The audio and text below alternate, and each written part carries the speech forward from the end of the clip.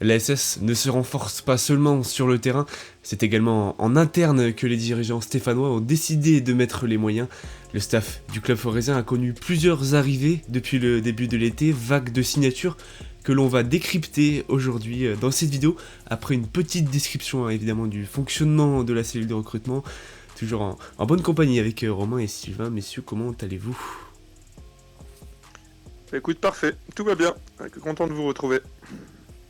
Puis Sylvain également. Côté, là même de mon côté, on voit que les choses avancent dans le club.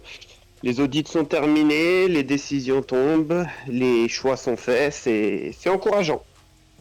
C'est ça, hein, une année, enfin quelques mois pardon, après le retour de l'ASS en Ligue 2, les dirigeants stéphanois passent à l'action en interne avec une grosse vague de recrutement, non seulement donc comme je disais sur le terrain, mais aussi en interne. Avant, pour expliquer un peu comment ça se passe, on le voit, on a eu plusieurs recrues dans l'effectif d'Eric Corneland. On peut parler de Mahmoud Jabber, de Lamba, des prolongations, d'Irving Cardona, de Maxime Bernauer. Concrètement, pour entamer cette vidéo, Romain, est-ce que tu peux un peu nous expliquer comment fonctionne une cellule de recrutement? Comment est-ce que c'est constitué? Comment est-ce que ça travaille pour aller chercher un joueur et puis le signer juste derrière? Quels sont le rôle du staff que l'on connaît tous qui a débarqué à la Saint-Etienne avec Kilmer Sport?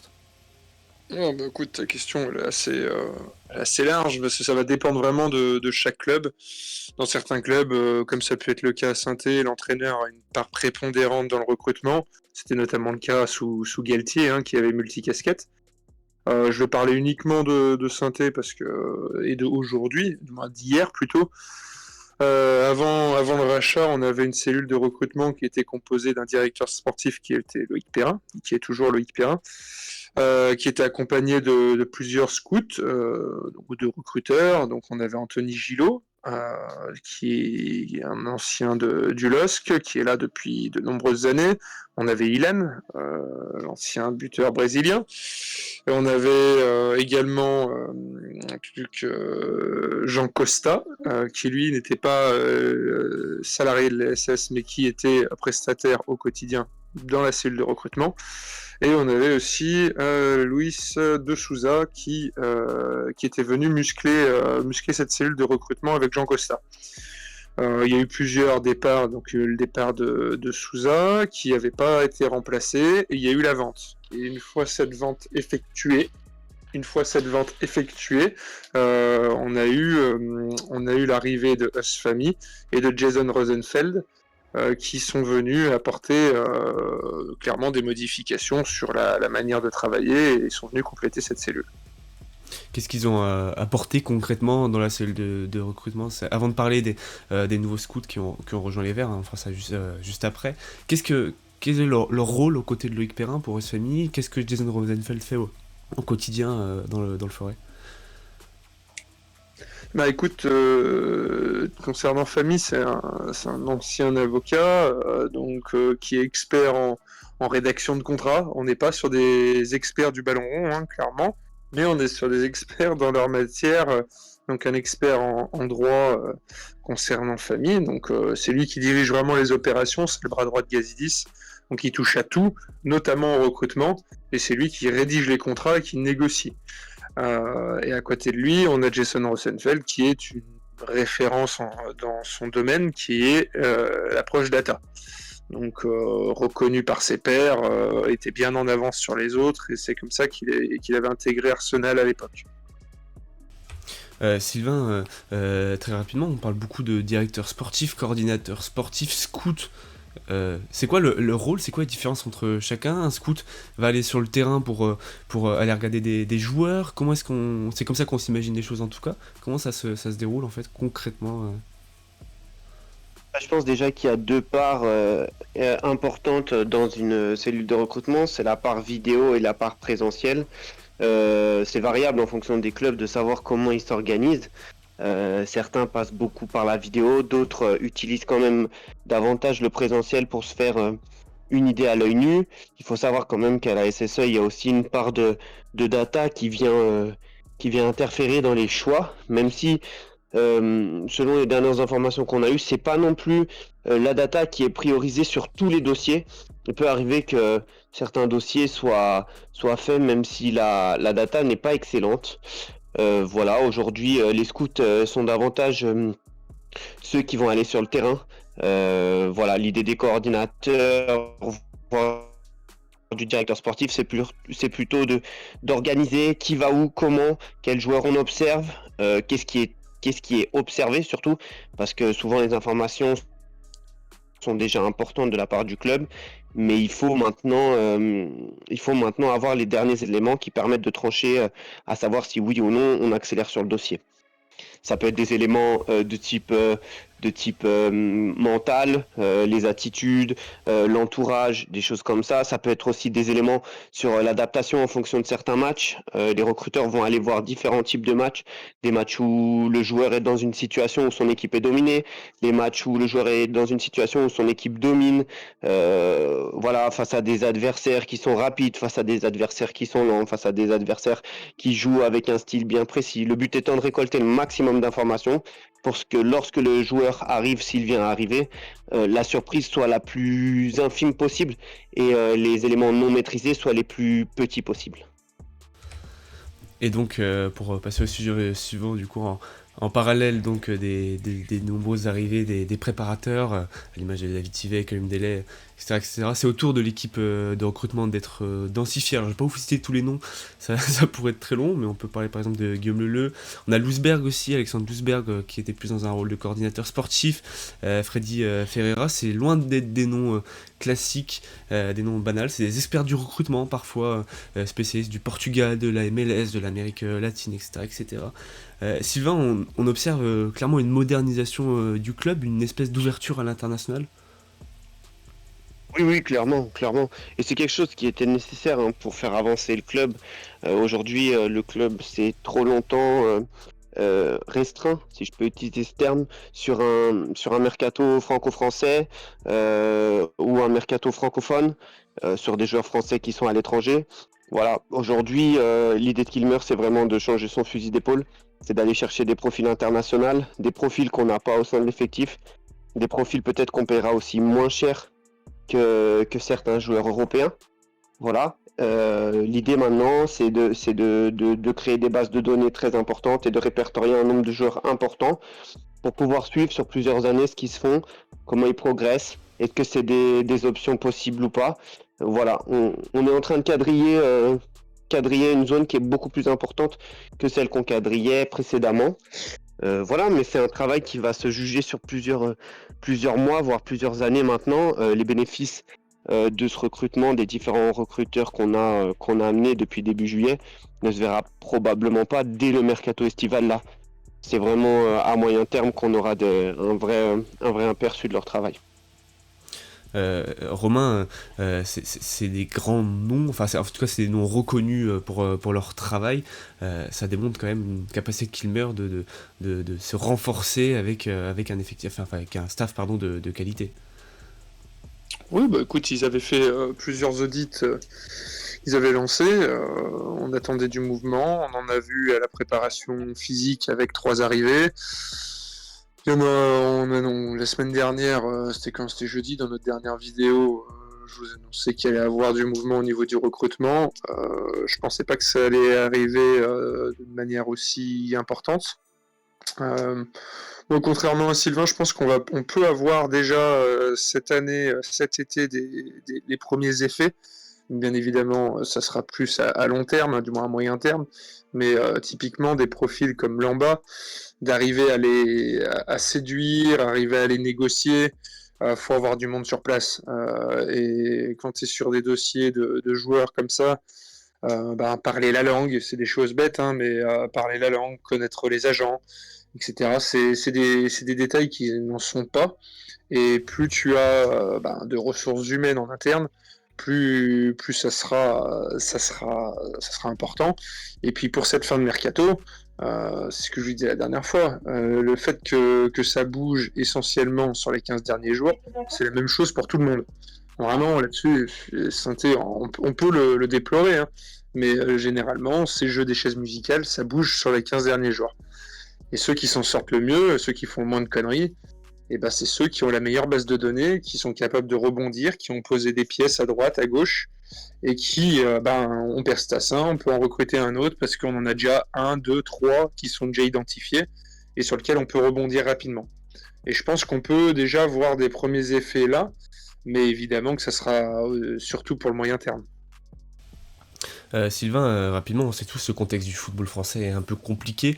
D'aller chercher un staff qui est capable d'aller dans les petits championnats, qui connaît le foot à l'international, c'est aussi permettre d'obtenir des dossiers qu'on n'aurait peut-être pas eu, enfin qu'on n'aurait sans doute pas eu les mercatos précédents. Totalement, totalement. Ils vont arriver chacun avec leurs connaissances, leurs compétences et puis leur dossier. Il faut aussi dire les choses. Aujourd'hui, c'est des personnes qui ont travaillé pour d'autres institutions. On est allé chercher des gens, on est allé débaucher pour certains des gens qui étaient dans d'autres clubs. Ça veut donc dire que ils ont travaillé sur des dossiers dans d'autres clubs. Ils connaissent probablement des joueurs qu'on n'avait pas encore répertoriés nous de notre côté. Et voilà, c'est hyper intéressant. Après, il faudra voir véritablement qui fait quoi, qui est dans quel secteur. Aujourd'hui, ils étaient dans un secteur, dans leur club respectif, leurs anciens clubs respectifs. Est-ce que la donne sera la même? Je n'en suis pas sûr. Aujourd'hui, je prends l'exemple, par exemple, de Pedro Ferreirinha. Il était donc scout pour les jeunes de l'Ajax sur son dernier poste. Aujourd'hui, de ce qu'il raconte dans une vidéo qui a été publiée sur YouTube, il va être davantage sur la post-formation aujourd'hui, c'est-à-dire qu'il va recruter des joueurs entre 18 et 21 ans. Voilà, reste à savoir le secteur qui va être couvert. J'imagine le Portugal, parce qu'il a beaucoup travaillé au sein beaucoup observé dans les équipes de jeunes du Portugal, mais aussi d'Italie. Donc, est-ce que ça va être son secteur? En tout cas, il semble, lui, se diriger davantage vers des profils à l'étranger de 18-21 ans, alors que Guillaume Leleu semble davantage axé sur les profils franco-français, voilà, en travaillant sur peut-être davantage les réserves de club ou des joueurs qui sont hors circuit, qui pourraient intégrer le circuit en n'étant pas passés par un centre de formation, par exemple. C'est vrai qu'on observe quand même plusieurs scouts qui débarquent pour assurer justement ce recrutement des jeunes. Ça va être pour trouver des joueurs pour la post-formation. Qu'est-ce que tu entends concrètement par post-formation? C'est pour intégrer la réserve, les U17, c'est quoi concrètement, Sylvain? Bah, concrètement, post-formation, c'est un terme qui veut tout et rien dire, mais post-formation, ça veut dire ils ont passé la formation. La formation, c'est ce qu'on considère le passage au centre de formation. Donc, c'est le passage qui est entre 16 et 18 ans, donc son année de 16 ans, de 17 ans et de 18 ans. À l'issue de ces 18 ans, généralement, voilà, soit il y a un contrat professionnel, soit un contrat stagiaire, soit les joueurs sont libérés. Voilà, l'idée c'est de recruter des joueurs à partir de 18 ans. De toute façon, à l'étranger, on ne peut les recruter avant. Ils doivent être majeurs pour pouvoir intégrer notre club, comme ce fut le cas par exemple cette année avec Lassana Traoré. Voilà, donc l'idée ça va être de recruter des joueurs de ce type-là, c'est-à-dire des joueurs qui ont le potentiel pour intégrer l'équipe professionnelle, mais qui n'ont pas encore le niveau et qui ont besoin de passer des étapes, mais le potentiel est jugé comme suffisant pour évoluer à court ou moyen terme avec l'équipe professionnelle. Romain, très rapidement, pour rentrer peut-être un poil plus dans le concret, on arrive quand même avec des personnes qui ont déjà des réseaux, peut-être en Allemagne, du côté du foot néerlandais aussi par exemple. On peut s'attendre du coup à avoir comme une forme d'expertise sur ces championnats, d'avoir des déblocages sur ces championnats mineurs, plus de pistes, plus de concret dans ces divisions. Oui, bah, clairement, on va avoir des yeux, une connaissance de championnat sur lequel aujourd'hui on ne l'avait pas. Après, c'est une révolution à Saint-Étienne, mais il faut aussi minimiser bon, minimiser, c'est pas le terme, mais en gros, pour moi, il y avait des grosses carences à Saint-Étienne. On est quand même la SS, et là-dessus, que tu aies aussi peu de recruteurs et de scouts. Alors, on peut parler on peut dire que dans les autres clubs français, si on se compare avec des clubs comme Montpellier et Reims qui seront nos concurrents cette année, oui, on va être un peu plus staffé, mais si tu veux devenir un réel grand club français, redevenir un grand club Voilà, et ben ça passe par là. Donc ils ont très rapidement vu ces carences-là. Après, ça prend du temps, les gens ils sont sous contrat. Voilà, ils ont fait passer les annonces, il y a eu des entretiens. Et voilà, maintenant, est-ce qu'on va avoir dans les années à venir plus de joueurs à l'international sur des championnats dits mineurs, je dis bien dits mineurs. Oui, moi j'en suis convaincu, et on l'a déjà vu de toute façon avant l'arrivée de ces 5 personnes. Sylvain, peut-être pour conclure, ça pose clairement les bases d'un projet très solide sur le long terme, toutes ces arrivées-là. Ah bah clairement, là on est en train de passer un standing dans le staff qui nous entoure, hein. On voit les personnes qui sont recrutées. On recrute un recruteur qui vient du Borussia Dortmund, un autre qui travaillait pour l'Ajax d'Amsterdam, un autre qui était à Brentford, euh, un autre FC qui était Porto en aussi. MLS. Mm. Enfin, on change de standing. On change de standing clairement. Voilà, aujourd'hui, maintenant, Kilmer ne s'est jamais caché sur ses ambitions. Financièrement, la marge est quand même importante, donc ça laisse entrevoir des perspectives très favorables. Maintenant, la réalité, c'est qu'aujourd'hui, le club est en Ligue 2, va être dans un championnat, comme on l'a vu pendant 2 saisons, qui est très difficile. Voilà, il faudra répondre aux exigences de ce championnat avant d'envisager d'être un club européen, parce que c'est leur objectif. Il faudra voir bien à court terme avant d'envisager le moyen et le long terme. Et c'est peut-être ce qui nous a fait défaut lors de cette première Mm. saison. J'espère que ce n'était qu'une petite erreur de parcours et une nécessité dans une construction d'un projet qui s'annonce quand même alléchant, vraiment. C'est ça, Romain, ça démontre quand même que Kilmer a envie de composer un projet, enfin en tout cas qu'il ne souhaite pas stagner en Ligue 2 et sur le moyen terme être très rapidement en Ligue 1. Dans leur manière de faire, moi je reste persuadé qu'ils auraient travaillé de la même manière si on avait été maintenu en Ligue 1. Donc eux, ils avaient identifié certaines carences, ils s'étaient dit qu'ils allaient laisser une année pour prendre leur marque, et puis après ils sont pas arrivés à 50, ils sont arrivés à 3. Donc ils peuvent pas tout faire. Ils ont regardé ce qu'il y avait de bien, ce qu'il y avait de pas bien, ou du moins en tout cas amélioré, et ils le font. Et là, nous, on était un petit peu. Les mots, c'est bien, mais on attendait des actes. Là, on en a vu au niveau de la préparation physique, et on en voit au niveau de la cellule de recrutement. Nous, on savait que c'était des choses qu'il fallait peaufiner à Saint-Étienne, parce que voilà. Hier, on prenait des personnes qui étaient libres de tout contrat, avec beaucoup de bouteilles. On essayait de se rassurer avec l'expérience, que ce soit au niveau des joueurs, au niveau des recruteurs, au niveau de la préparation physique. Là, on le fait, mais on va débaucher. Donc, on va débaucher des personnes très expérimentées et recherchées. Donc maintenant, bah, on va voir. Mais c'est pas du tout étonnant que Kilmer aille là-dessus, parce qu'on peut leur reprocher pas mal de choses, mais en tout cas sur l'aspect sportif. Mais au niveau structuration, ils vont compter sur du trading. Et c'est pas un gros mot de le dire, on le faisait déjà avant du trading. Et on n'est pas les seuls, tout le monde le fait, parce que tout le monde en a besoin pour boucler son budget. Donc eux, ils ont la volonté de sortir de cette j'ai envie de dire, de cette de indépendance des droits télé. Et ça passe aussi par faire des bons recrutements, faire des bons coups à bas prix et découvrir des joueurs que le grand public ne connaît pas. Restructuration, hein, qu'on évoquait dans une de nos précédentes vidéos qu'on vous met évidemment disponible juste ici. Saint-Etienne qui pourrait donc passer dans les prochaines années dans un nouveau standing. En tout cas, tout laisse croire que Kilmer Sport Ventures compte sur le club pour les prochaines années, puisqu'ils mettent définitivement les moyens dans le club du Forêt. Merci de nous avoir suivis. N'hésitez pas à nous poser des questions en commentaire. On prendra un grand plaisir à y répondre. Évidemment, également, n'hésitez pas à vous rendre sur le site de peuplevert.fr pour mieux comprendre tous ces profils qui débarquent du côté de la Saint-Etienne. On a pris le temps, évidemment, de vous décrire, de vous expliquer, de vous décrypter un peu toutes ces arrivées et tous ces noms. Merci Romain et Sylvain d'avoir été avec moi pour tenter de décrypter cette vague de signatures d'arrivée. Et puis évidemment, on vous souhaite tous une très bonne journée et puis surtout, allez les Verts.